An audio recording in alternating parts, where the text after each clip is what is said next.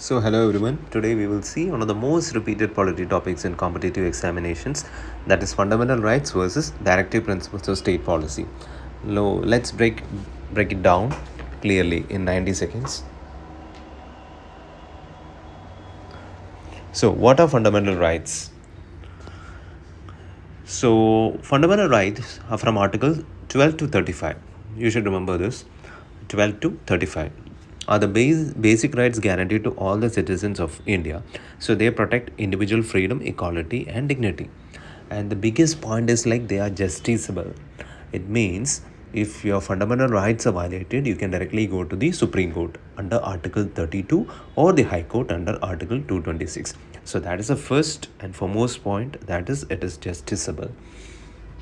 Then there are various fundamental rights: right to equality, right to freedom, right against exploitation, right to freedom of religion, cultural and educational rights, and right to constitutional remedies. So our right to equality is from Article 14 to 18, freedom from Article 19 to 22, again freedom against exploitation, Article 23, 24. Likewise, you just see the list, and it is basically saying, government, you cannot violate my rights. Okay, so then what are directive principles of state policy? So we told like fundamental rights are justiciable, but directive principles of state policy, the article is from Article 36 to 51. You should remember this, and it is a guide for the government in making laws for social and economic welfare. So it's like a kind of reference for the government while making laws for the social and economic welfare, and they are not justiciable, meaning you cannot go to the court if a DPSP is not implemented. Just opposite to that of fundamental rights. So your fundamental right is violated, you can go to the court, but in case of directive principles, it won't happen. And there are various directive principles. You should go through it. Okay, then now the most important is the difference between the two for the exams. So fundamental rights are enforceable, that we have already told, and DPSP is not enforceable.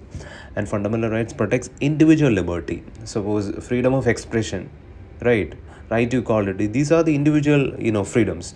And DPSP mainly focuses on social welfare, so it protects the social welfare. And fundamental rights creates political democracy. And if you go through each of the fundamental rights, you can see like it is mostly like it's a political kind of thing, political democracy it is creating, while directive principles create social and economic democracy. And if there is a conflict between the fundamental rights and the directive principles, the courts give priority to fundamental rights. But the 42nd Amendment, there is a catch, but the 42nd Amendment, it strengthened directive principles of state policy.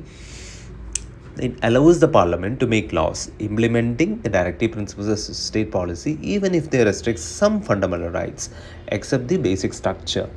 So this you have to be aware of, and you can see like this is a thing you should remember for every exam. And why both are important? See, why both are important? Because fundamental rights alone create freedom, but without directive principles, the freedom won't be meaningful for the poor. So directive principles alone cannot create welfare, but without fundamental rights, the government could become too powerful.